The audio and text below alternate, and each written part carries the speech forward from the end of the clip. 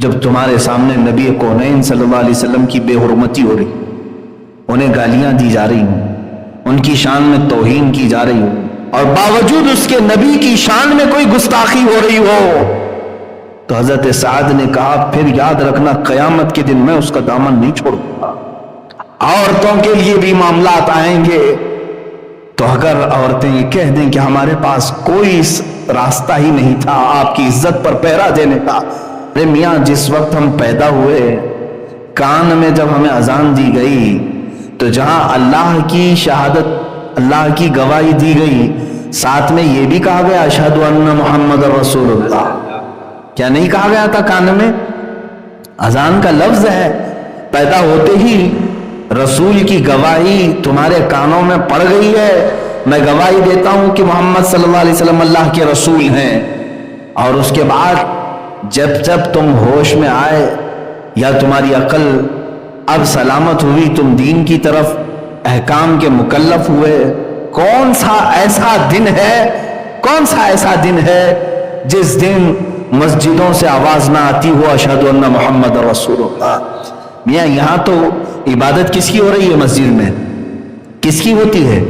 اللہ کی عبادت ہوتی ہے۔ اللہ کی عبادت میں جب بلانا ہے لوگوں کو، اذان بلانے کے لیے ہے نا، تو رسول کی گواہی کیوں دی جا رہی ہے؟ مؤذن یہ کیوں کہہ رہا ہے اشہد ان محمد رسول اللہ، میں گواہی دیتا ہوں محمد اللہ کے رسول ہیں؟ ارے اللہ کی عبادت ہے، مسجد اللہ کی ہے، سجدہ اللہ کا ہے، لوگوں کو بلانا بھی اللہ کی طرف سے ہے، لیکن مؤذن یہ کہہ کر کے بلاتا ہے کہ میں ساتھ میں گواہی دیتا ہوں محمد اللہ کے رسول ہیں، اس لیے کہ آنے والے کو یہ یقین ہو جائے بلا رہا ہے جو مؤذن کون سے دین کی طرف بلا رہا ہے؟ اسی دین کی طرف جو محمد صلی اللہ علیہ وسلم لے کر آیا ہے۔ کون سے دین کی طرف بلا رہا ہے؟ جو نبی لے کر کے آئے۔ ہم نماز کے لیے آ تو رہے ہیں، مؤذن سے پوچھو کہ آپ نے اشہد ان محمد رسول اللہ کیوں کہا؟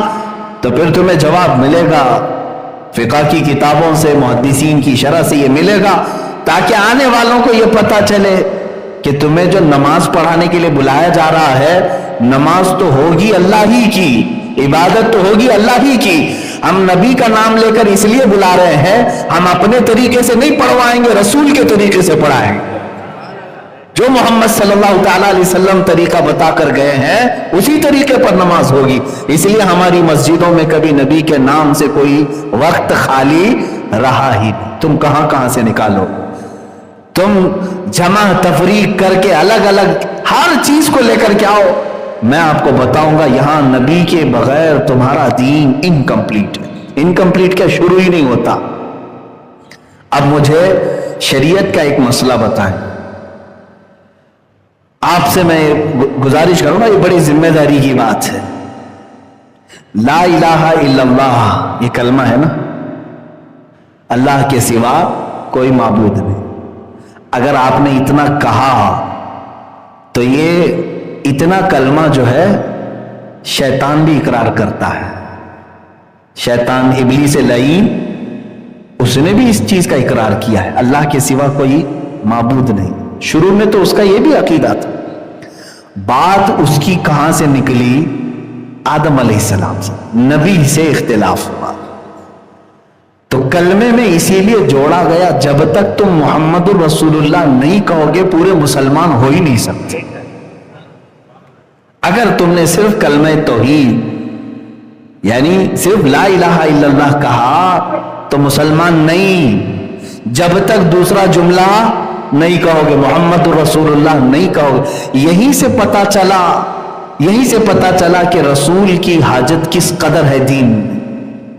اسی لیے میرے عزیزو، اللہ کے نبی نے یوں ہی نہیں فرمایا لا یؤمن احدکم حتی اکون احب الیہ من والدہ وولدہ والناس اجمعین۔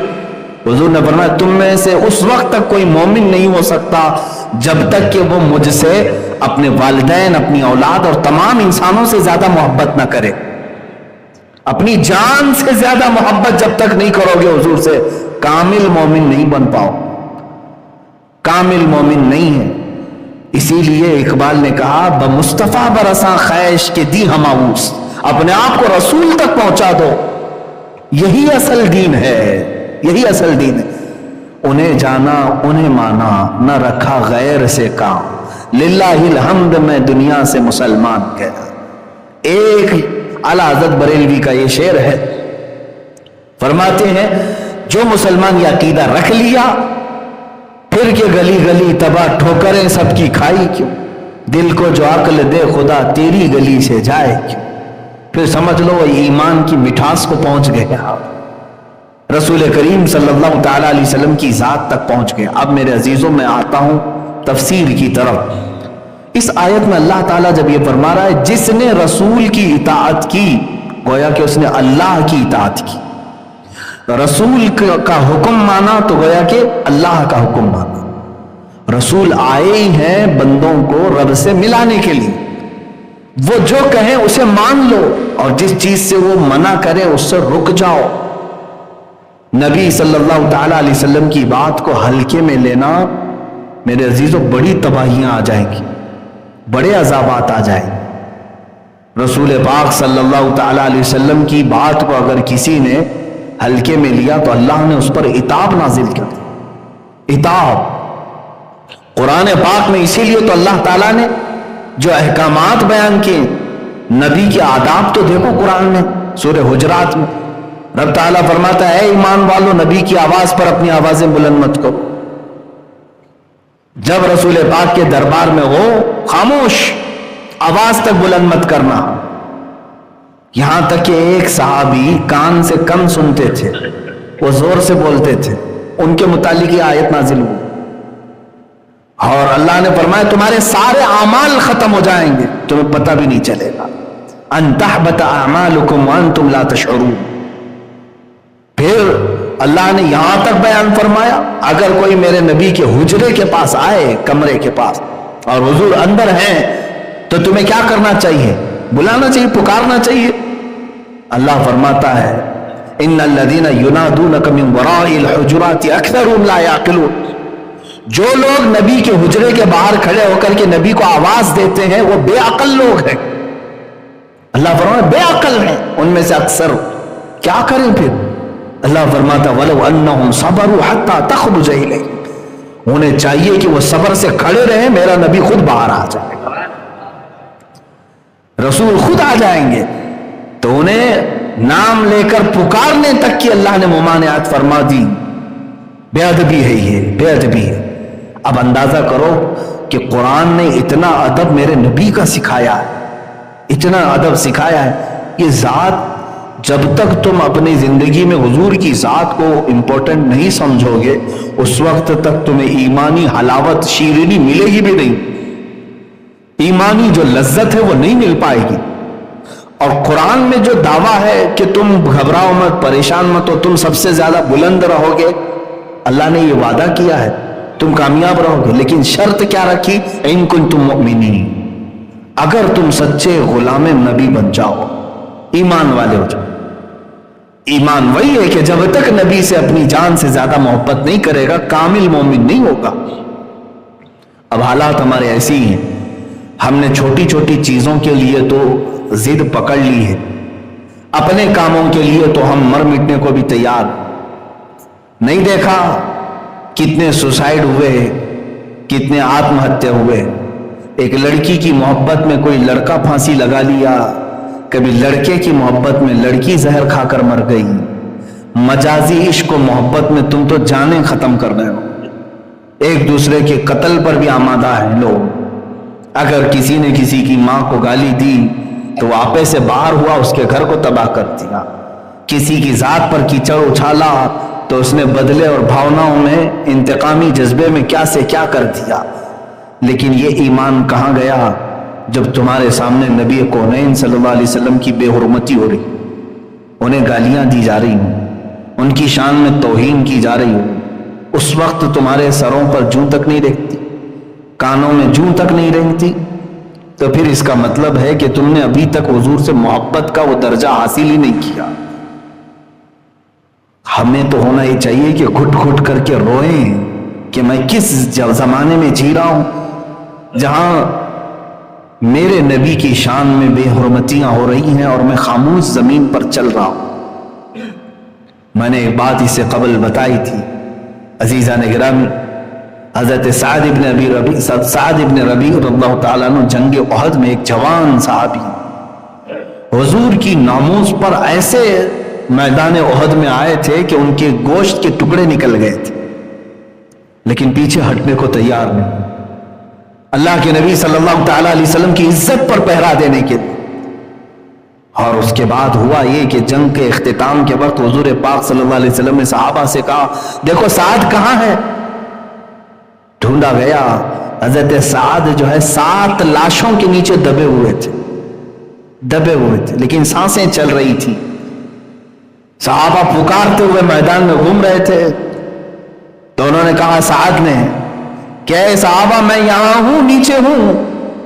لاشیں ہٹائی گئی تو ان کا جسم تو پورا چھلنی ہو چکا تھا، گوشت نکل چکا ہے جگہ جگہ سے زخموں کی، اور ابھی سانسیں چل رہی۔ اس وقت جانتے ہیں انہوں نے کیا کہا؟ جو صحابہ انہیں اٹھانے آئے تھے، کہا اللہ کے نبی تمہیں یاد کر رہے۔ حضرت سعد نے کہا میری زندگی شاید ساتھ دے نہ دے، میں حضور تک پہنچ پاؤں گا کہ نہیں پہنچ پاؤں گا معلوم نہیں، لیکن اے آنے والوں میرے نبی تک میرا سلام پہنچا دینا، میرا سلام پہنچا دینا۔ کاش مجھے اس طرح کی اور زندگیاں ملی ہوتی تو میں اپنے نبی کی پہرے داری پر پوری زندگیاں نچھاور کرتا۔ اور کہا اے صحابہ تم آئے ہو مجھے اٹھانے کے، یاد رکھو۔ یہ سب کو انہوں نے میسج دیا، جوان صحابی ہیں سعد، کہتے ہیں امت مصطفیٰ سے کہہ دینا، سارے جوانوں سے کہہ دینا کہ اگر ان کی آنکھیں ابھی تک روشن ہیں اور زمین پر چل رہے ہیں اور باوجود اس کے نبی کی شان میں کوئی گستاخی ہو رہی ہو، تو حضرت سعد نے کہا پھر یاد رکھنا قیامت کے دن میں اس کا دامن نہیں چھوڑوں گا، اور اس کا کوئی عذر اللہ کی بارگاہ میں قبول نہیں کیا جائے گا۔ تم یہ نہیں کہہ سکو کہ قیامت کے دن میں تو بہت دور رہتا تھا، میرے بس میں تو کچھ بھی نہیں تھا، تمہارا عذر نہیں قبول کیا جائے گا۔ آج جانتے ہیں کس سچویشن پر ہم آ چکے ہیں؟ ناموس رسالت کی بات آتی ہے تو کلیجہ ٹکڑے ہونے لگتا ہے۔ چند دنوں پہلے میں نے ایک رپورٹ معلوم کی، ہمارے ہندوستانی سوشل میڈیا پر 25,000 پوسٹ ایسی ہیں جس میں میرے نبی کو گالیاں دی گئی۔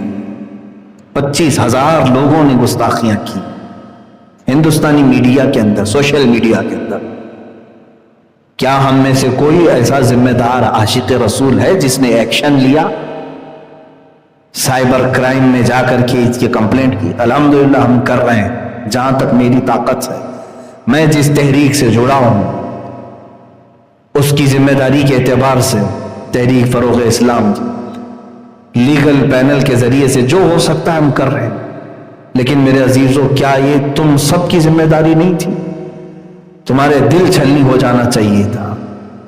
مجھے گالیاں دیں تو برداشت کر لیں، آپ کو اگر کوئی کوسے تو برداشت کر لیں، لیکن دین کی جڑ اور اساس میرے نبی کی ذات ہے، اس کو اگر کوئی ہلا رہا ہے تو سمجھ لینا ابھی چھت گرنے والی ہے۔ یاد رکھنا کہ اگر کوئی پینٹ اکھاڑ رہا ہے تو اسے معاف کیا جا سکتا ہے، اگر کوئی دیوار میں کھرچن مار رہا ہے تو معاف کیا جا سکتا ہے، لیکن اگر کوئی یہاں کے پلر ہلانے لگے تو کیا اسے تم چھوڑ دو گے؟ اور اگر تم نے چھوڑ دیا تو اس کا مطلب ہے کہ یہ چھت تم سب کے سروں پر گرنے والی ہے۔ یہی ہو رہا ہے، دین کی مضبوط پلر، بلکہ اسی پر پورا دین قائم ہے، وہ میرے نبی کی ذات ہے، اور آج اس کو ہلانے کی کوشش کی جا رہی ہے۔ اور اگر تم نے خاموشی اختیار کی تو سمجھ لینا کہ آسمان سے جو عذاب آئے گا اس میں سب پیسے جائیں گے، سب پیسے جائیں گے۔ امام مالک رحمۃ اللہ تعالی علیہ نے بہت پہلے یہ فرمایا، جب نبی کی شان میں توہین ہو اور امت خاموش رہے تو انہوں نے فرمایا کہ امت کے لیے صرف میں اتنا کہہ سکتا ہوں کہ اب اسے زمین میں جینے کا کوئی حق نہیں، زمین پھٹ جائے اور سب اندر چلے جائے۔ ہم تو اس پوزیشن میں آج جی رہے ہیں۔ عزیزان گرامی وقار، حضور اکرم صلی اللہ تعالی علیہ وسلم کی ذات ہی ہمارے لیے کل اثاثہ ہے۔ ہماری زندگی کا نصب العین یہی ہو کہ اگر نبی کونین صلی اللہ تعالی علیہ وسلم راضی ہوئے تو اللہ بھی راضی، اور اگر وہ ناراض ہیں کسی سے تو ایک بات طے سمجھ لینا، پھر اللہ رب العزت اس کی بخشش ہرگز نہیں کرے گا، اس کی بخشش ہرگز نہیں کرے۔ یہاں تک کہ آپ کو میں بتا دوں، ایک شخص مدینے کا منافق تھا، دل میں حضور کا بغض رکھتا تھا، عداوت رکھتا، مر گیا۔ یہ وہ زمانہ ہے جب ابھی منافقین کی نماز جنازہ پڑھنے کی ممانعت نہیں آئی تھی، ابھی منع نہیں تھا۔ رسول کریم صلی اللہ تعالی علیہ وسلم خود جنازے میں گئے، نماز پڑھایا، اپنے ہاتھوں سے قبر میں اتارا اور اس کے بعد دفن بھی کیا۔ جانتے ہیں اللہ نے آیت نازل فرمائی، اے رسول آپ اس کے لیے 70 بار بھی مغفرت کی دعا کریں تو اللہ اسے نہیں معاف کرے گا، اس لیے کہ دل میں آپ کی دشمنی رکھتا تھا۔ استغفر لهم او لا تستغفر لهم ان تستغفر لهم 70 مرہ فلن یغفر اللہ لهم۔ اللہ فرماتا آپ ان کی مغفرت کی دعا کریں یا نہ کریں، اور رسول اگر آپ 70 بار بھی ان کے لیے مغفرت کی دعا کریں اللہ انہیں نہیں معاف کرے گا، اس لیے کہ آپ کی دشمنی پالے ہوئے تھے۔ اور اس کے بعد سے اللہ نے حکم فرما دیا، وَلَا تُصَلِّ عَلَىٰ أَحَدٍ مِّنْهُمْ مَاتَ أَبَدًا وَلَا تَقُمْ عَلَىٰ قَبْرِهِ۔ اے رسول ان منافقین میں سے جب کبھی کوئی مرے تو اب نہ اس کی جنازہ پڑھیں اور نہ اس کی قبر تک جائیں۔ دیکھیں جلال خداوندی تو دیکھیں، جلال خداوندی تو دیکھیں۔ اللہ تبارک و تعالی اپنے حقوق تو معاف کرتا ہے، جو اس کے حقوق تلف کیا، شراب پیا ہے، زنا کیا ہے، چوری کیا ہے، جوا کھیلا ہے، بہت سارے گناہ کیا ہے، لیکن رب تعالیٰ فرماتا ہے میں فضل کرنے پر آؤں تو سب کو معاف کرتا ہوں، بڑے بڑے گنہگاروں کو معاف کرتا، لیکن گستاخ رسول کے متعلق نہ، اللہ فرماتا ہے نہیں، اسے معاف نہیں کیا جائے گا، اسے معاف نہیں کیا جائے گا۔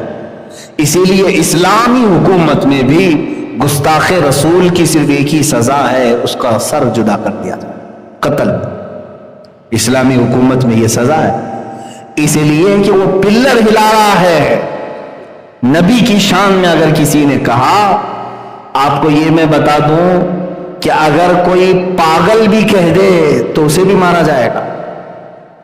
دوسرے اوقات میں میں آپ کو مسئلے کی نوعیت بتا دوں، کسی کا دماغ سلامت نہیں ہے، اگر اول فول بکتا ہے، اللہ رب العزت کی بارگاہ میں کچھ بھی کہہ رہا ہے تو بسا اوقات ایسا کہا جائے گا کہ وہ عقل سے پیدل ہے، اس کی عقل نہیں، اس پر احکام نہیں ہے، چھوڑ دیا جائے۔ لیکن اگر پاگل بھی نبی کی شان میں کچھ کہے گا تو اسے نہیں چھوڑا جائے، اتنا سخت حکم ہے۔ اس لیے کہ یہ بنیاد ہے، یہ بنیاد ہے رسول پاک کی ذات، سارا دین یہی سے ہے، اسے تم ہلانے کی کوشش کرو گے سب ہل جائے گا، سب ہل جائے گا۔ میاں تم کہاں کہاں چھٹکارا حاصل کرو گے، یہاں صبح سے لے کر شام عشاء تک تمہیں نبی کی ذات کو سننا ہی پڑے گا۔ نمازوں پہ بلا رہا ہے مؤذن تو ان کے نام کا تذکرہ آئے گا ضرور، بلکہ کوئی نماز ایسی نہیں ہے جس میں نبی پر درود نہ بھیجا گیا۔ کون سی نماز ہے مجھے بتا دیں، کوئی نماز ہے؟ آپ اتحیات پڑھیں گے تو اس میں کہیں گے السلام علیکم ایھا النبی، ہاں بچ جاتی ہے بغیر اتحیات والی ایک نماز، نماز جنازہ، لیکن نماز جنازہ میں بھی پہلی تکبیر میں ثنا، دوسری تکبیر میں اس نماز کو بھی نہیں چھوڑا گیا، نبی کے بغیر کوئی نماز بھی نہیں۔ اور امام شافعی رحمۃ اللہ تعالی علیہ تو فرماتے ہیں جس نماز میں رسول پاک پر درود نہیں بھیجا گیا ان کے نزدیک تو نماز ہوگی ہی نہیں۔ فقہ حنفی میں اگر درود ابراہیمی نہیں پڑھا تو نماز تو ہو جائے گی، مکروہ تحریمی نماز تو ہو جائے گی، لیکن شافعی مذہب میں ہوگی ہی نہیں، نماز باطل ہے اس کی نماز۔ اور پھر آپ کو میں یہ بتا دوں، اگر کوئی شافعی ہیں، میں اس کا اہتمام کرتا ہوں اپنی اس مسجد میں الحمدللہ، ان کے مسائل ہیں، میں اگرچہ حنفی امام ہوں، اگر میرے پیچھے کوئی شافعی مقتدی ہے، اقتدا کر رہا ہے، تو اس کے لیے باریک مسئلہ ہے، کیونکہ اکثر آپ حنفی اماموں کو دیکھیں گے جمعہ کا خطبہ دے رہے ہیں، پورا خطبہ جو گزرتا ہے، پورا خطبہ جو خطبہ رضویہ ہم پڑھتے ہیں، اس میں حضور پاک صلی اللہ تعالی علیہ وسلم پر درود بھیجنا تو ہے ہی، ہم بھی درود بھیجتے ہیں، خطبہ رضویہ میں بھی درود بھیجتے ہیں۔ ایک مفتی صاحب نے مجھے اس سوال کے طور پر کہا تھا، اس کے بعد سے میں اس کا اہتمام کرتا ہوں۔ جب دوسرا خطبہ ہم پڑھتے ہیں جمعہ کا، اس میں ہم یہ کہتے ہیں الحمدللہ نحمدہ ونستعینہ ونستغفرہ ونؤمن بہ ونتوکل علیہ ونعوذ باللہ من شرور انفسنا ومن سیئات اعمالنا من یہدہ اللہ فلا مضل لہ ومن یضللہ فلا ہادی لہ ونشہد ان لا الہ الا اللہ وحدہ لا شریک لہ ونشہد ان سیدنا محمدا عبدہ ورسولہ۔ یہاں تک یہ حمد اور خطبہ ہو گیا دوسرے خطبے کے شروع میں۔ اس کے بعد ہم درود پڑھتے ہیں، وصلی اللہ تعالی علیہ وعلی آلہ واصحابہ اجمعین وبارک وسلم ابدا، یہ درود ہے۔ توجہ چاہتا ہوں، اتنا اگر درود پڑھ کر کے کوئی امام حنفی خطبہ پڑھا لیا تو شافعی آدمی کی نماز جمعہ نہیں ہوگی اس کی۔ اس کے لیے خطبے میں شرط ہے، شافعی میں، فقہ شافعی میں، جب درود پڑھے تو نبی کا نام لے کر کے پڑھے، صلی اللہ تعالی علی سیدنا محمد وعلی آلہ واصحابہ اجمعین وبارک وسلم ابدا۔ نام اگر اس طرح پڑھا صلی اللہ تعالی علیہ وعلی آلہ وصحبہ وسلم، درود تو یہ بھی ہے، ان پر درود ہو، ہم نے حضور کی طرف اشارہ کیا، درود تو یہ بھی ہے۔ ہمارے حنفی فقہ میں خطبے میں اتنا درود پڑھا جاتا ہے، لیکن شافعی مذہب میں باریکی یہ ہے کہ اگر لفظ محمد نہیں کہا تو ان کے ہاں خطبہ ہی کمپلیٹ نہیں ہوا۔ آپ اندازہ کریں حضور پاک صلی اللہ تعالی علیہ وسلم کی ذات اور نام کا اہتمام کس قدر ہے، اگر خطبے میں نہ آئے تو خطبہ کمپلیٹ نہیں، جمعہ ہی نہیں ہوا پھر۔ اور الحمدللہ میں اس کا اہتمام کرتا ہوں، خطبے میں جب بھی درود پڑھتے ہیں تو حضور کے نام کے ساتھ میں پڑھتا ہوں، اس لیے کہ نام کے ساتھ پڑھیں تو میری بھی نماز ہوگی، شافعی کی بھی نماز ہو جائے، حنفی کی بھی ہو جائے، شافعی کی بھی ہو جائے۔ عزیزان گرامی وقار، حضور اکرم صلی اللہ تعالی علیہ وسلم کی ذات پاک نہ جمعہ سے تم خارج کر پاؤ گے، نہ جنازے کی نماز سے نکال پاؤ گے، نہ اپنی 5 وقتہ نمازوں سے نکال پاؤ گے۔ پھر بات کہاں چلتی ہے؟ چلو مر گئے، قبر میں جانے کے بعد منکر نکیر وہاں بھی نہیں چھوڑ رہے۔ آخری سوال اس سے یہی کہہ رہے، ما کنت تقول فی حق هذا الرجل، یہی سوال میں اکثر پھنس بھی جائیں گے۔ 2 سوال تو کامن ہے، من ربک ما دینک، تیرا رب کون ہے، تیرا دین کیا ہے؟ وہ اکثر لوگ بول دیں گے میرا رب اللہ ہے، میرا دین اسلام ہے۔ حضور کی طرف دکھا کر کے پھر منکر نکیر پوچھیں گے ان کے بارے میں تو کیا کہتا تھا؟ تو جو کہتا ہے دین کو رسول کی حاجت نہیں ہے، وہ کیا کہہ دے گا قبر میں نہیں جانتا ان کو؟ تب پھر قیامت تک پڑیں گے کوڑے تمہارے اوپر۔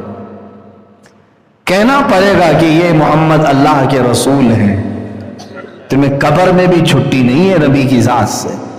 بلکہ ہم تو الحمدللہ اہل سنت و جماعت تو ہمارا عقیدہ تو یہ ہے کہ ہم مرتے ہی ہیں حضور کو دیکھنے کے لیے، حضور پاک صلی اللہ تعالی علیہ وسلم کی بارگاہ میں پہنچنا ہے، اس لیے موت بھی ہے ہمارے۔ ایک عاشق رسول شاعر نے یہی کہا ہے، منکر نکیر جب قبر میں اٹھائیں گے اب پوچھیں گے کون ہے یہ تیرے، تب وہ شاعر کہہ رہا ہے اب تو پائے ناز سے اے فرشتوں کیوں اٹھوں، مر کے پہنچا ہوں یہاں اس دلربا کے واسطے۔ پوری زندگی تڑپتا رہا ان کو دیکھنے کے لیے، زیارت نہیں ہوئی، دیدار نہیں ہوا، مر گیا ہوں، اب آ کر پہنچا ہوں، اب ان کے قدموں سے نہ اٹھاؤ مجھے۔ اللہ اکبر۔ میرے عزیزو، ایک سنی صحیح العقیدہ مسلمان کا جو عقیدہ ہے الحمدللہ وہ عشق رسول کے ارد گرد گھوم رہا ہے۔ جو یہ کہے نبی کی حاجت نہیں، اس سے تم اپنا دامن نکال لو، تم دور ہو جاؤ۔ اسی لیے بہت سادہ سا ہے اصول دوستی اپنا، جو ان سے بیگانہ ہو وہ اپنا ہو نہیں سکتا۔ یہ سمجھ کر کے چلے، یہ اصول پر چلیں۔ بہت سادہ سا ہے اصول دوستی اپنا۔ ہم دوست کس کو بناتے ہیں؟ بہت سادہ سا ہے اصول دوستی اپنا، جو ان سے بیگانہ ہو وہ اپنا ہو نہیں سکتا، جو ان سے بیگانہ ہو وہ اپنا ہو نہیں سکتا۔ یہی اصول بنا کر کے چلو۔ جس کا نبی کے متعلق ذرا برابر شک کا عقیدہ ہے، اس سے میرا کوئی تعلق نہیں، چاہے وہ میرا سگا بھائی ہو، میرا باپ ہو، یا میرا بیٹا ہو، یا میرا بھائی ہو۔ جو ان سے ناآشنا ہو وہ اپنا ہو نہیں سکتا۔ یہی صحابہ اکرام کا عقیدہ بھی رہا ہے۔ سیدنا ابوبکر صدیق رضی اللہ تعالیٰ عنہ کے متعلق تو دیکھیں، ان کے بیٹے جنگ بدر میں سامنے سے آئے تھے کافروں کی طرف سے، ایمان لائے نہیں تھے۔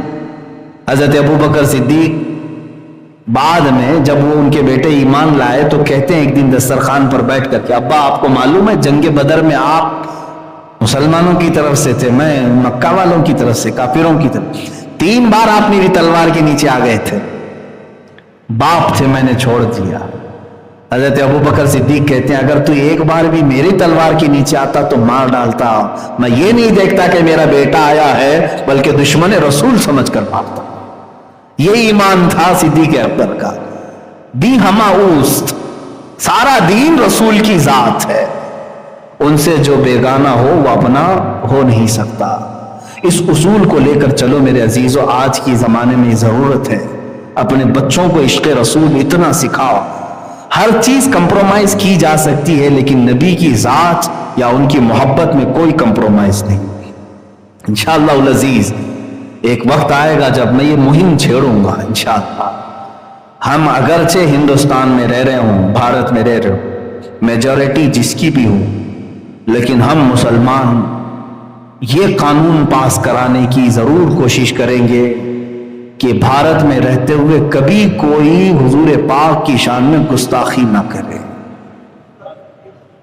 ہم اس قانون کے لیے تگ و دو کریں گے۔ پارلیمنٹ میں تم بہت سارے بل پاس کرتے ہو، اور اگر یہ قانون پاس کرنے کے لیے مجھ جیسوں کی جان کی ضرورت ہے تو میں پیش کرنے کو تیار ہوں۔ میرے 100 ٹکڑے کر لو اے حکومت ہند، ایک قانون ایسا پاس کر دو کہ رہتی دنیا تک ہندوستان میں کبھی محمد عربی صلی اللہ علیہ وسلم کی شان میں کوئی نہیں بھونک سکے گا، اور اگر کسی نے گستاخی کیا تو اس کو سخت ترین سزا دی جائے گی۔ یہ قانون ہونا چاہیے کہ نہیں ہونا چاہیے؟ میرے عزیزو، کیا اسلام کبھی دوسرے دیوی دیوتاؤں کے مذاق اور ان کے بھگوانوں کا مذاق اڑانے کی اس طرح کی مجلسیں منعقد کرتا ہے؟ کبھی آپ نے سنا؟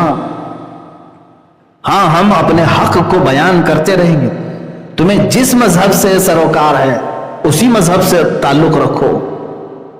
ہم نے ان تمام چیزوں کو کبھی انٹرٹین نہیں کیا دوسرے مذاہب۔ مجھے بتاؤ، بدلے میں حضور کی ذات پر جب جب حملہ ہوا، حضور کی ذات پر جب جب حملہ ہوا، مجھے بتاؤ کیا کبھی بدلے میں ہم نے عیسائیوں کے نبی عیسیٰ علیہ السلام کی کردار کشی کی؟ کبھی توہین کیا عیسیٰ علیہ السلام؟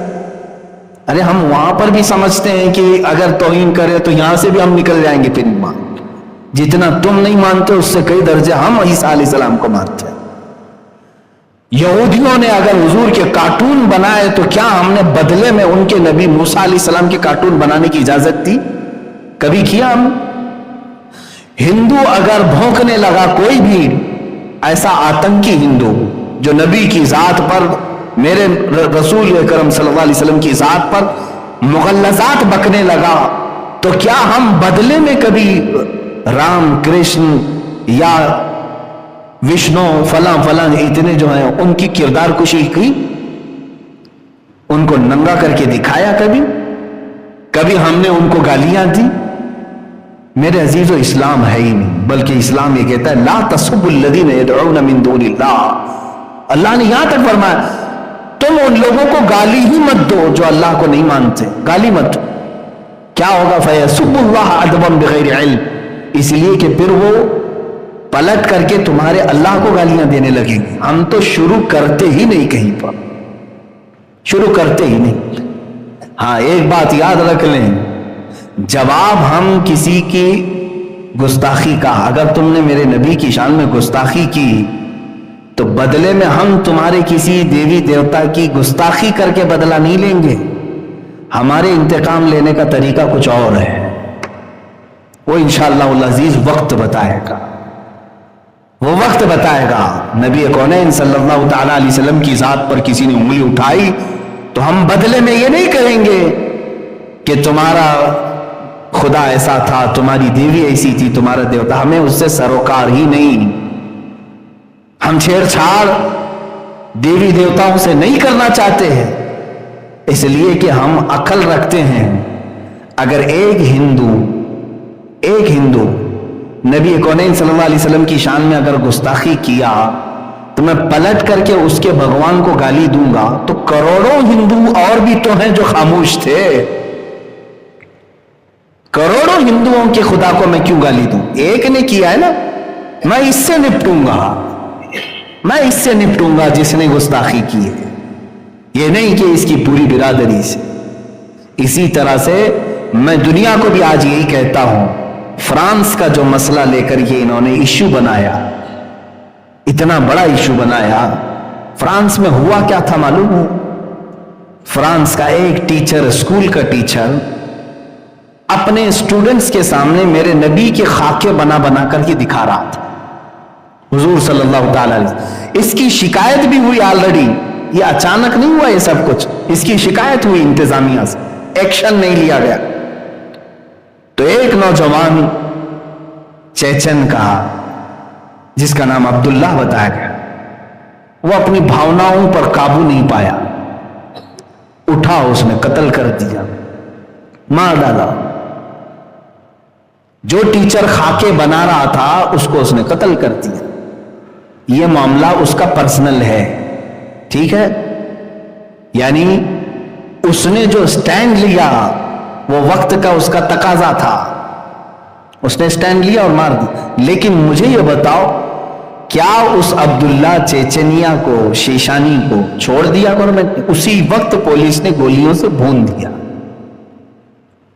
اس عبداللہ کو بھی ختم کر دیا. اب میں یہ جو ہمارے ہاں بھونکتی ہے میڈیا, ان تک یہ بات پہنچاؤں گا. یہ پورے کے پورے مسئلے کو ڈائیورٹ کر کے یہاں ڈیبیٹ کر رہے تھے, 8-10 دن تک اسی پر بکواس کرتے رہے. میں آپ کو بتاتا ہوں, بات ایک ٹیچر کی اسٹوڈنٹ کی تھی, ختم ہو گئی. اس نے اس کو مارا, اس کو تم نے مارا, ختم کر دینا چاہیے نا, بات تو ختم کر دینا چاہیے. ہوا کیوں تھا یہ بھی معلوم ہے, اس نے خاکے بنائے, اس نے مارا. چلو اس نے مارا تو تم نے بخشا تھوڑی نہ ہے, پولیس نے اس کو بھی مار دیا, بات ختم ہو گئی. لیکن اب اس ٹیچر کی حمایت میں جس نے خاکے بنائے تھے, غلط کیا تھا کہ نہیں کیا تھا؟ ایک سیکولر آدمی سے بھی میں پوچھوں گا, جس کا اسلام سے تعلق نہیں, اس سے بھی میں پوچھوں گا, چھیڑا کس نے تھا؟ اسے کیا ضرورت تھی رسول پاک کی ذات کو چھیڑ چھاڑ کرنے کی؟ اسے معلوم ہے یہ سینسیٹی کتنی ہے اس کے اندر, کہ حضور اکرم صلی اللہ تعالی علیہ وسلم کو لے کر کے پورے مسلمان کتنے جذباتی, اسے معلوم ہے. کیوں چھیڑا؟ اس نے غلطی کی تھی, مارا گیا, اور جس نے مارا تھا اس کو بھی قتل کر دیا گیا. لیکن حکومت فرانس اب اس کے بیچ میں کودتی ہے, فرانس کا صدر اس کے درمیان آتا ہے, اور وہ اس ٹیچر کی حمایت میں کہ اس کو ایک ٹیررسٹ نے قتل کر دیا, اور ہم ٹیررسٹ کے مقابل میں اس کو شردھانجلی پیش کرتے ہیں کہ اس کو ٹیچر کو, ان کے قول کے حساب سے یہ مظلوم مارا گیا, اس لیے انہوں نے اس کو ہیرو بنا کر کے اس کے خاکے بلڈنگوں پر لگائے. اور جو اس نے اپنی زندگی میں نبی کی توہین کرنے کے لیے جو خاکے بنائے تھے اسٹوڈنٹس کے درمیان, اب گورنمنٹ نے فرانس کی اپنی حکومت کے جو ادارے ہیں پوری بلڈنگ پر حضور کے خاکے لگاتی ہے. آج تک کبھی ایسا نہیں ہوا تھا.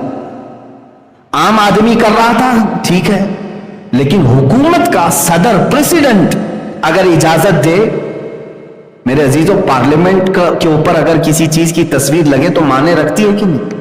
ہائی کورٹ پر اگر کوئی تصویر لگے تو مانے رکھتی ہے کہ راج بھون پہ اگر کوئی تصویر لگے تو مانے رکھتی؟ یہ گورنمنٹ بلڈنگیں ہیں. فرانس کی گورنمنٹ بلڈنگ کے اوپر میرے نبی کی شان میں پوری توہین آمیز خاکہ بنا کر کے انہوں نے لگا دیا. کہا جس کو جو کرنا ہے کر لو، ہم بھی خاکے بناتے ہیں. اب یہاں پر میں فلسفہ سمجھاتا ہوں. جو بات میں نے پہلے کہی، یہ اپنے آپ کو بہت سیکولر کہتے ہیں. ظالموں، تم سیکولر نہیں ہو، شدت پسند ہو. تم شدت پسند ہو، کٹر واد ہو تم لوگ. اگر ایک عبداللہ شیشانی نے تمہارے ٹیچر کو مارا تھا تو تم اسی کو پکڑتے، اس کو ہی سزا دیتے، اور آلریڈی تم نے دے دیا. لیکن اس کے ایک قتل کی بنیاد پر تم 180 کروڑ مسلمانوں کے نبی کی توہین کرو گے، پوری دنیا کے نبی کی توہین کرو گے. یہ کہاں کا انصاف ہے؟ یہ سیکولرزم ہے. جس نے کیا اسی کے ساتھ تم کو سزا کا معاملہ کرنا چاہیے. میرے عزیزو، ایسا تو نہیں ہوگا کہ ایک کوا تمہارے گھر سے بوٹی اٹھا کر کے لے گیا تو تم سارے کووں کو ختم کرنے کا اعلان کرو گے. ایک بلی تمہارے گھر میں آ کر دودھ پی گئی تو کیا پوری دنیا بھر کی بلیوں کو زہر دے دو گے؟ کیسا انصاف ہے؟ یہ تو میں تمہارے ذہن کو قریب کرنے کے لیے کہہ رہا ہوں. اگر عبداللہ شیشانی نے تمہارے ٹیچر کا قتل کیا تھا تو اسی کو سزا دو. تمہارے حساب سے اسی کو سزا دیتے، اور دے بھی دیا، تم نے گولیوں سے بھون دیا.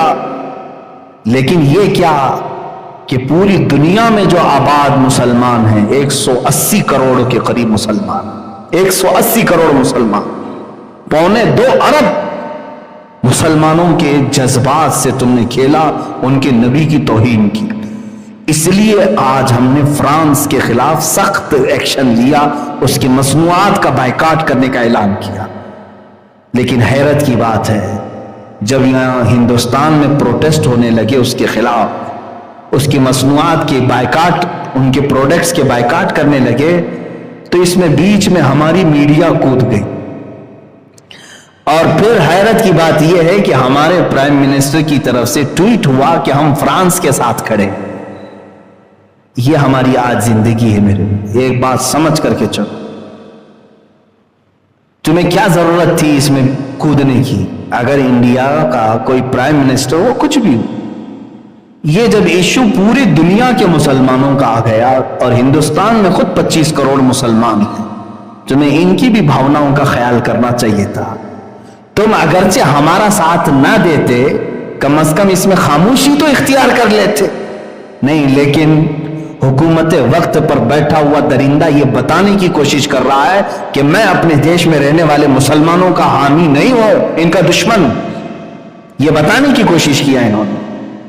اب ایسے حالات میں مجھے بتاؤ، میں جب باتیں کرتا ہوں تو لوگوں کو ایسا لگتا ہے کہ یہ بہت سخت باتیں ہیں، تم ابھی بھی اس کو سخت کہو گے؟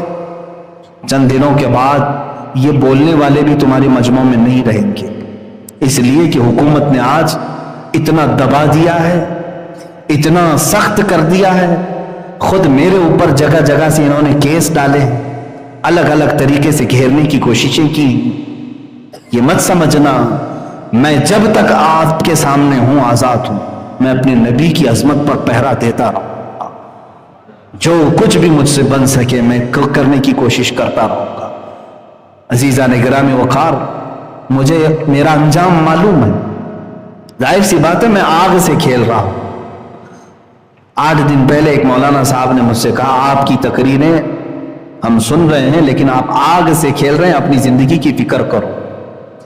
تمہیں ایسے کیس میں اندر ڈال دیا جائے گا کہ تمہاری ضمانت بھی نہیں ہوگی. مجھے ایک مولانا صاحب نے کہا، میں نے جواباً یہی کہا، اس طرح بھیڑیے اور کتے کی طرح آزاد جینے سے بہتر ہے کہ میں جیل کے اندر بیٹھ جاؤں تاکہ میں کل قیامت کے دن نبی کو منہ تو دکھا سکوں. اگر رسول کریم صلی اللہ تعالی علیہ وسلم نے سوال کر لیا، جب تیرے ملک میں اور جہاں تو رہ رہا تھا مجھے گالیاں دی جا رہی تھی اور تو اپنے ٹھاٹ بھاٹ اور شان کے ساتھ گھوم رہا تھا، ہم میں سے کسی کے پاس جواب نہیں ہوگا، بلکہ میں تو اس فکر میں رہتا ہوں کہ پتہ نہیں قبر میں رکھنے کے بعد اگر حضور تشریف لائے تو ہم چہرہ ملا پائیں گے کہ نہیں ملا پائیں گے. کہیں میرے آقا یہ سوال نہ کر لیں تو اسی ملک سے آ رہا ہے جہاں میرے اوپر فلم بنائی جا رہی تھی. اسی ملک میں ہم، جس ہندوستان میں ہم ہیں، اسی ملک میں میرے نبی کی شان میں توہین آمیز فلم بنانے کا اعلان ہوا. اس کا ٹریلر یوٹیوب پہ ڈال بھی دیا گیا، رنگیلا رسول. کیا یہ ہم سب کو نہیں معلوم؟ میرے نبی کو رنگیلا کہہ کر کے فلم بنانے کا اعلان تک کر دیا گیا. 25 کروڑ مسلمان، ان میں بہتوں کے لیڈر بھی ہیں، بہت سارے سیاست میں بھی ہیں، لیکن ان کو کفار و مشرکین کی گود میں بیٹھنے کے علاوہ کوئی کام نہیں ہے. ان کی ہاں میں ہاں ملاتے ہوئے رہ گئے، مگر میری نبی کی عظمت پر کوئی بات کرنے والا نہیں آیا. اکا دکا ہوں گے الا ماشاء اللہ، میں سب کی بات نہیں کر رہا ہوں، لیکن یاد رکھنا اب اللہ ہم پر ذلت کو مقرر کر دے گا. یہ میرا میسج یاد رکھنا. وجہ یہ ہے کہ تم نے اپنی زندگی کو اہمیت دے دی، نبی کی ذات کو کوئی اہمیت نہیں دیتے ہو. تمہارے اوپر اگر کچھ ہو جائے تو تم آسمان سر پر اٹھا لیتے ہو، لیکن رسول پاک کی ذات کے لیے تم میں سے کوئی کھڑے ہونے کو تیار نہیں ہوتا. میرا یہ پیغام سارے مسلمان سنیں، میں سب تک یہ بات پہنچا رہا ہوں. اقبال نے سچ کہا، بمصطفیٰ برساں خیش کے دی ہم آوست، گر بہ نہ رسیدی تمام بول حبیس. اے بندے تو اپنے آپ کو رسول تک پہنچا لے، یہی دین ہے پورا تیرا. اور اگر تو ان کی ذات میں سیریس نہیں ہوا تو تجھ میں اور ابو لہب میں کوئی فرق نہیں رہ گیا. ابو لہب کی زندگی گزارنا چاہتے ہو؟ ابو لہب کی طرح جینا چاہتے ہو؟ عزیزان گرامی وقار، رسول کریم صلی اللہ تعالی علیہ وسلم کی جب جب بات آئی ہے قرآن میں، میرا رب کس طرح دفاع کر رہا ہے، آپ کو حیرت ہونی چاہیے. مکہ والوں نے جب یہ کہا ودع رب محمد محمدا، محمد کے رب نے محمد کو چھوڑ دیا، اس لیے کہ 15 دن تک کوئی آیت نازل نہیں ہوئی تھی. 15 دن تک قرآن کی کوئی آیت نہیں آئی تھی، تو کافروں نے بات بنانا شروع کر دیا کہ محمد کے رب نے محمد کو چھوڑ دیا. جانتے ہو یہ میرے رب کو گوارا نہیں ہوئی بات. جواب میں پوری سورہ نازل فرما دی، وَالضُّحَىٰ وَاللَّيْلِ إِذَا سَجَىٰ مَا وَدَّعَكَ رَبُّكَ وَمَا قَلَىٰ. میرے نبی کے چہرے کی قسم، چہرے وَالضُّحَىٰ کی قسم جو صبح کے سورج کی طرح چمکتا ہے، ان کی زلفوں کی قسم، ما ودعک ربک وما قلا. اے نبی، نہ آپ کے رب نے آپ کو چھوڑا ہے اور نہ کچھ کم کیا ہے. وللآخرۃ خیر لک من الاولی، بلکہ اے رسول آپ کی ہر آنے والی گھڑی اللہ نے پہلے سے بہتر بنائی ہے. اللہ دفاع کر رہا ہے، ڈیفنس کر رہا ہے. تم اگر کوئی بھی بولو گے، قرآن کی آیت نازل ہوگی. لوگوں نے کہا نبی کے بیٹے کے انتقال کے بعد ان کی اب نسل کٹ گئی، ابتر ہے. اب یہ ابتر کہتے جس کی نسل کٹ گئی. حضور کو جب کسی نے تانا مارا تو اللہ نے آیت نازل، بلکہ پوری سورہ، انا اعطیناک الکوثر فصل لربک وانحر ان شانئک هو الابتر. اے نبی، ہم نے تو آپ کو کوثر عطا کیا ہے، خیر کثیر عطا کیا ہے. آپ اٹھیں، اپنے رب کی عبادت کریں، قربانیاں کریں. اور آپ کو جس نے دشمن نے کہا کٹی ہوئی نسل، اللہ فرماتا ہے ان شانئک هو الابتر. اے محبوب، آپ کا دشمن کٹی ہوئی نسل کا ہے، آپ نہیں. اور میرے مولا نے سچ فرمایا، پوری دنیا کے خطے میں گھوم کر کے دیکھ لو، ہر علاقے میں سادات کہیں نہ کہیں نظر آئی جائیں گے. میرے نبی کی آل ہر جگہ ہے. لیکن بتاؤ ابو لہب کا بیٹا کہاں ہے آج؟ اس کی اولاد کہاں ہے جس نے کہا تھا حضور کو کہ ان کی نسل کٹ گئی؟ جب جب میرے نبی کونین صلی اللہ علیہ وسلم پر کسی نے انگلی اٹھائی، اللہ تعالیٰ نے فوراً آیت نازل کر دی. ابو لہب نے کہا تھا حضور نے جب سب کو جمع کیا، کہا میں اللہ کا آخری رسول ہوں، اللہ ایک ہے، تم سب یہ بتوں کو چھوڑ دو. اس نے کھڑے ہو کر کے کہا تھا تبن لک یا محمد، اے محمد تمہارے ہاتھ برباد ہو جائے، معاذ اللہ، کیا تم نے اس لیے ہم کو جمع کیا؟ یہ کہہ کر کے نکلا، پہلی گالی دیا تھا اس نے. حضور کو اس وقت تک کسی نے بھی برے جملے نہیں کہے تھے، کیونکہ 40 سال تک حضور کے اخلاق پر کوئی بات کرنے والا نہیں تھا. پہلی مرتبہ ابو لہب نے جب یہ کہا تبن لک یا محمد، معاذ اللہ رب العالمین، اے محمد تمہیں تمہارے ہاتھ خراب ہو جائیں، فلاں ہو جائیں، معاذ اللہ. جانتے ہو رب تعالیٰ خاموش نہیں. اللہ نے پوری سورہ نازل کر دی. تبت یدا ابی لہب و تب، ابو لہب کے دونوں ہاتھ برباد ہو جائیں، ہمیشہ کے لیے تہس نہس ہو جائیں. اور پوری سورہ اس کی مذمت میں نازل کر دی. ایک بار ابو لہب نے میرے نبی سے کہا ہوگا، لیکن رب نے قرآن میں اتار کر کے کروڑوں مسلمانوں کی زبان سے اس کی مذمت کرائے، اور قیامت تک کرتے رہیں گے. جب جب تبت یدا پڑھتے رہیں گے ابو لہب پر لعنت ہوتی رہے گی. یہ میرے نبی کی عظمت کو قرآن نے یوں کہا ہے.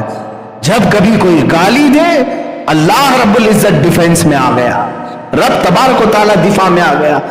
ایک بات یاد رکھنا، جو نبی کی عزت اور عظمت پر پہرا دینے کے لیے کھڑا ہوتا ہے وہ اپنے رب کی سنت پر کھڑا ہو رہا ہے، وہ اپنے مولا کی سنت پر آ رہا ہے کہ اللہ تعالیٰ گوارا نہیں کرتا اپنے نبی کی شان میں توہین. میں تو امتی ہوں، کیسے برداشت کروں. مجھے وہ بات یاد آتی حضرت خباب رضی اللہ تعالیٰ.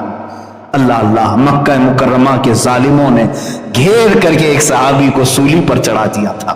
سارے لوگ جمع تھے، پتھر مار رہے تھے، اور جب باندھا گیا ان کو کھمبے سے تو ان کے ناخنوں کو پکڑ سے کھینچا، ان کی ناک کو کاٹا، کان کو کاٹا، ہونٹ کاٹے، مسلا کر دیا، ان کی آنکھوں میں سلائیاں پھیر دی.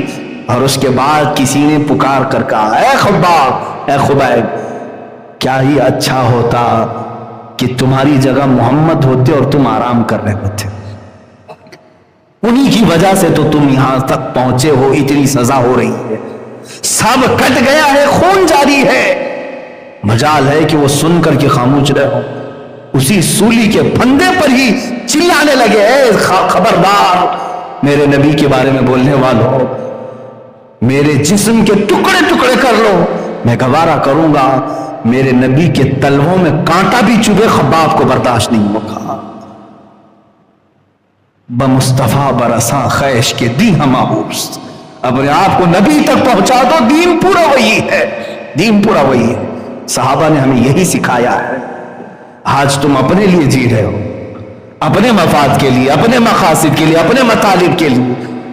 ہم اسی کے تو رہ گئے. اسی لیے میرے مرشد نے کہا تھا، بلحوث سن سیم و زر کی بندگی اچھی نہیں.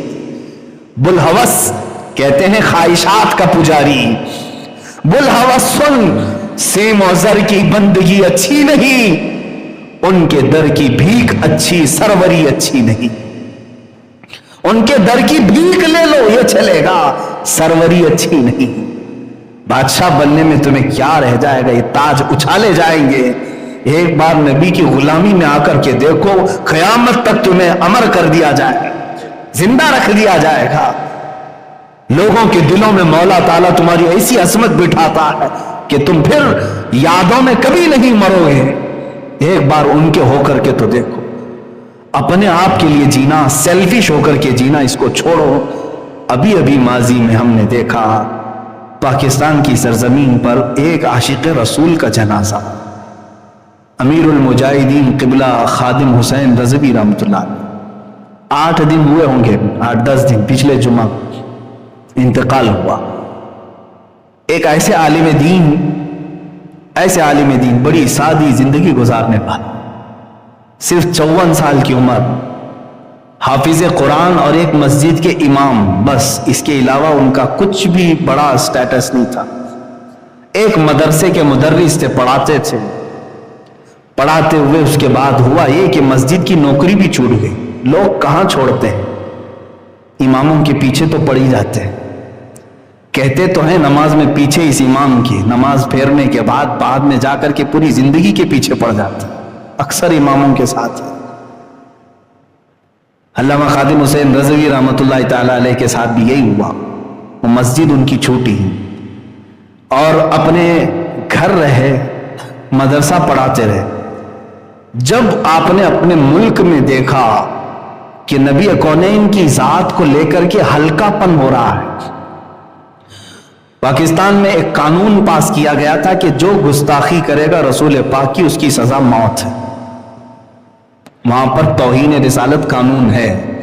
اس قانون کو بدلنے کے لیے کچھ لوگ پارلیمنٹ میں آ گئے تھے. یہ قادیانی تھے، مرزائی تھے. ان کے خلاف انہوں نے محاذ چھیڑ دی۔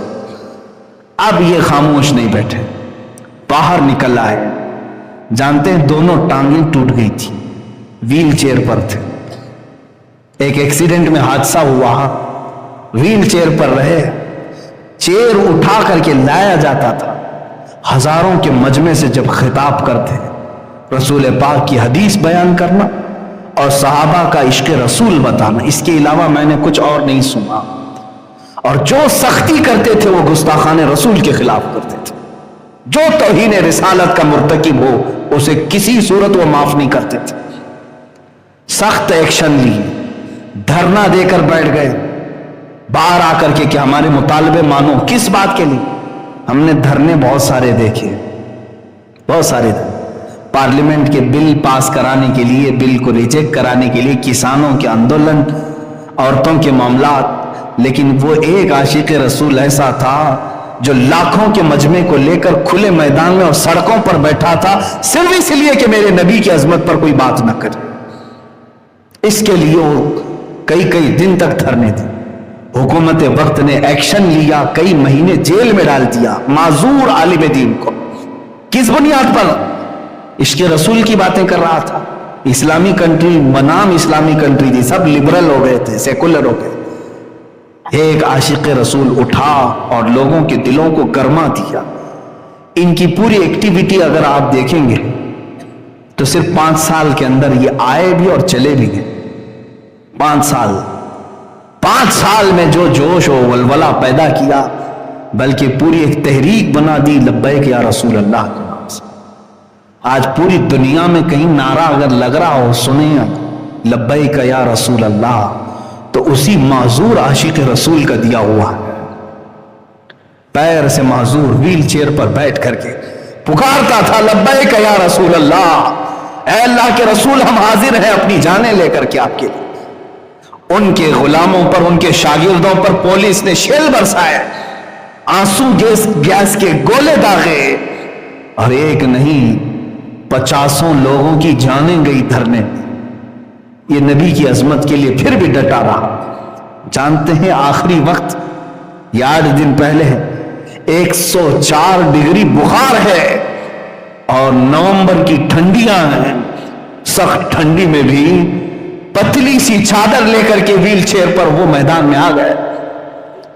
ڈاکٹروں نے کہا تھا اتنا بخار ہے آپ کو ہوا نہ لگے۔ انہوں نے یہ کہا کہ اگر نبی کونین نے مجھے سوال کر لیا کہ میرے سارے غلام میدان میں تھے تو گھر میں کیوں بیٹھا تھا، تو میں اپنے لنگڑے پن کا عذر نہیں پیش کر سکوں گا، مجھے جانا ہے۔ آ بھی گئے، بخار سر پہ چڑھ گیا۔ اسی دھرنے کے بعد واپس آئے، اور جب انہوں نے یہ دیکھا کہ فرانس میں گستاخی ہوئی اور ہمارے ملک کی طرف سے کوئی ایکشن نہیں لیا گیا، اسی غم میں وہ اس دنیا سے چلے گئے۔ لیکن میں نے دیکھا، محسوس کیا ان کا خاندان کیا تھا۔ وہ ایک عام گھر میں پیدا ہوئے تھے، عام گھرانہ، دینی گھرانہ تھا، لیکن باپ کوئی سجادہ نشین یا پیر نہیں تھے، کوئی خانقاہ سے نہیں، مزدوری کرنے والے ایک عام انسان کے گھر میں پیدا ہوئے، حافظ قرآن بنے، عالم دین بنے، اور دین کی حفاظت کے لیے کھڑے ہوئے، اور پیر ٹوٹ گئے تو ویل چیئر پر آیا۔ اور اس کے بعد میں نے دیکھا میرے نبی سے وفا کرنے والے کے ساتھ اللہ کیا انعام دیتا ہے۔ جب وہ جنازہ میدان میں آیا، اللہ اللہ، آج تک تاریخ لکھنے والے بتا رہے ہیں 70 سالہ پاکستان کی تاریخ میں اتنا بڑا جنازہ کسی کا نہیں ہوا، جس میں 50 لاکھ سے زیادہ کا مجمع بتایا جا رہا ہے۔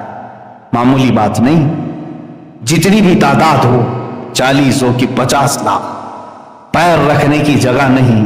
یہ سارے لوگوں کو کون میدان میں جمع کیا، کون لے کر کے آیا؟ کیا ان کو کسی الیکشن میں ٹھہرنے والا امیدوار پیسوں پر جمع کیا تھا؟ ارے اس جنازے کو جب لایا گیا تو 48 گھنٹے کے بعد لایا گیا تھا، 48 گھنٹے انتقال ہونے کے 48 گھنٹے کے بعد۔ اور مجھے ان کے قریبی شاگرد نے آج خبر دی کہ حضرت ہم نے اس غلام رسول کی زندگی کو دیکھا، 48 گھنٹے بغیر برف بغیر فریج کے رکھا گیا تھا، اور جب جنازہ لے کر کے ہم اٹھے ہیں 48 گھنٹے تک نہ ہم نے ناک میں روئی رکھی نہ کانوں میں روئی رکھی تھی۔ کوئی بھی انتقال کر جائے تو ناک اور کان اس لیے بند کرتے ہیں کہ ہوا اندر جاتی ہے، پیٹ پھول جاتا ہے، جسم پھول جاتا ہے۔ 48 گھنٹے کے بعد بھی وہ عاشق رسول جا رہا تھا تو ایسے جیسے کہ آرام سے سویا ہوا دولہا جا رہا ہو، جسے شان سے لے جایا گیا اور میرے عزیزوں قبر میں اتارا گیا۔ موت اس کی جس کا کرے زمانہ افسوس، یوں تو یہاں سبھی آئے ہیں مرنے کے لیے۔ میں نے یہ محسوس کیا جو زندگی اپنی میرے نبی کے لیے وار دے، میرے آقا اسے ضائع نہیں ہونے دیتے، پھر اس کو سارے لوگوں کے دلوں کا بادشاہ بنا دیا جاتا ہے۔ اگرچہ وہ معذور ہو لیکن لاکھوں قدموں والے اس کی جان پر قربان، بڑے بڑے پیر بڑے بڑے آستانے وہاں تک نہیں پہنچ سکے جو ایک عاشق رسول کھڑا ہوا تھا اپنی معذوری میں۔ عزیزان گرامی وقار، میں پھر اسی بات پر اپنا اختتام کرتا ہوں۔ اقبال نے سچ کہا، بمصطفیٰ برسا خیش کے دی ہم آؤست، اپنے آپ کو رسول تک پہنچا دو کہ دین پورا یہی ہے۔ اگر بہو نہ رسیدی تمام ابو لہبی، اگر ان تک تم نہیں پہنچ سکے تو تجھ میں اور ابو لہب میں کچھ فرق نہیں رہے گا۔ آج جو حالات ہمارے ہیں، ابو لہب کی طرح جینے کے لیے ہم تیار ہو گئے؟ میرے نبی کو کوسا جائے، میرے نبی کی زوجہ مطہرہ عائشہ صدیقہ کو معاذ اللہ زانیہ کہا جائے، اس وقت تک اگر ہمارے کان سلامت رہے، ہمارا جسم صحیح سلامت باقی رہا، تو اس کا مطلب ہے کہ ہمارے سے سخت سوال ہونے والے ہیں۔ تیار رہنا، کسی کا عذر قبول نہیں کیا جائے گا، حتیٰ کہ میرا بھی، میں اپنے لیے بھی کہہ رہا ہوں، عذر نہیں قبول کرے گا رب تعالیٰ۔ اگر تم یہ کہو کہ مولا میں مجبور تھا، میں کمزور تھا، تو رسول پاک تمہیں بتا دیں گے میں تو تجھ تک دین پہنچانے کے لیے اپنے ننھے بچے بھی قربان کرتی۔ تم اگر یہ کہو گے کہ اللہ میں بوڑھا تھا، میں کچھ کر نہیں سکتا تھا، رسول پاک یہ پورا بیان میں کر رہا ہوں ابھی فی الحال، یہی خادم حسین نے کہا تھا۔ اگر تم میں سے کوئی بوڑھا یہ کہہ دے کہ میں تو کمزور تھا، تو رسول پاک تمہارے سامنے امیر حمزہ کے بڑھاپے کو پیش کر دیں، امیر حمزہ کو پیش کر دیں جو 60 سال کی عمر میں احد میں آیا، سینہ چاک کر کے ان کا کلیجہ چبایا گیا رسول پاک کے سامنے۔ حضور کا سگے چچا تھے، سگے چچا۔ حضور اگر کہہ دیں کہ میں نے وہ سب دیکھ لیا، تو اپنے گھر میں آرام سے سو رہا تھا۔ اگر تم یہ کہو میں تو مزدور تھا، میں مزدور تھا، میں کیا کر سکتا، میرے آقا بلال حبشی کو سامنے کر دیں گے، یہ تو غلام تھا، میرا نام لیتا تو اسے مارا جاتا تھا، اس کی پیٹھ گل گئی تھی، تو کون سا بہانہ پیش کرے گا، تم کون سا بہانہ کرو گے؟ عورتوں کے لیے بھی معاملات آئیں گے، تو اگر عورتیں یہ کہہ دیں کہ ہمارے پاس کوئی راستہ ہی نہیں تھا آپ کی عزت پر پہرا دینے کا، میرے نبی اس وقت حضرت سیدہ سمیہ کو پیش کرتے ہیں۔ ایک یہ بھی خاتون ہے جس کی عمر بڑھاپے کو پہنچ گئی ہے، کافروں نے صرف اس کو مارا کیوں تھا؟ اس لیے کہ نبی کی بات کرتی تھی۔